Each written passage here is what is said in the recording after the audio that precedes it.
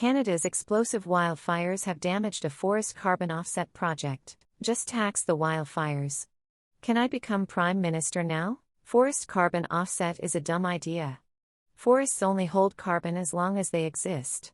The second the forest burns away, well, now the CO2 is back in the atmosphere. These offset projects are mostly bupkis anyway.